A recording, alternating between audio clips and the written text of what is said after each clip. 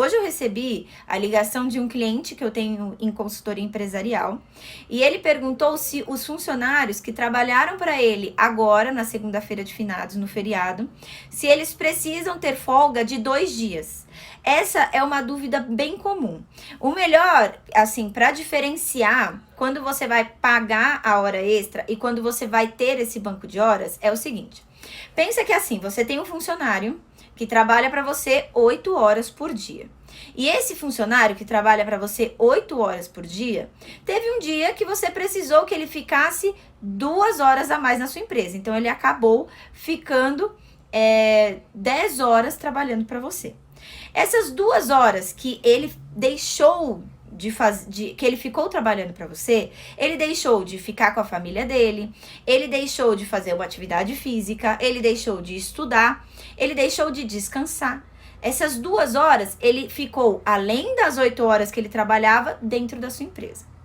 Essas 2 horas, o que acontece? Quando elas estão lá, ou você vai pagar essas 2 horas com um adicional de 50%, lembrando que para saber o adicional, se ele é realmente de 50%, a melhor coisa que você faz é olhar a convenção coletiva de trabalho do sindicato da sua categoria. Então, essas 2 horas, se você for falar assim, você não descansou, eu estou pagando o seu descanso. Aí tudo bem, aí você vai pagar essas horas extras com o adicional. Por lei, 50%. Pode ser que na convenção coletiva de trabalho do sindicato da sua categoria tenha uma porcentagem maior, tá?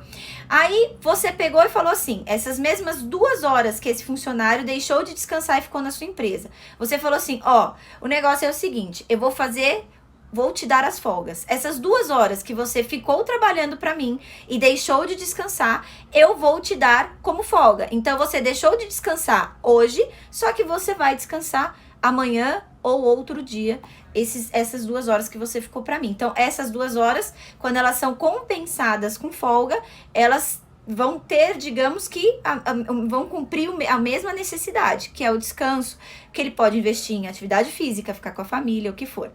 Só que lembrando que, para ter essa compensação, ou tem que ser a compensação dentro do próprio mês, e aí o funcionário precisa ter um acordo ou de boca ou por escrito com a empresa. E dentro do próprio mês, se no mês de abril ele fez mais de 2 horas, e não importa se é feriado, se é domingo, não importa.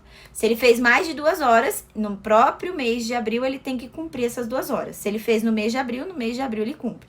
Ou é banco de horas. E quem tá no banco de horas, se for acordo direto empresa e funcionário, 6 meses. Se for empresa e sindicato, 1 ano, tá? Então tem que ter esse acordo para ter a compensação das horas extras com folga, tá?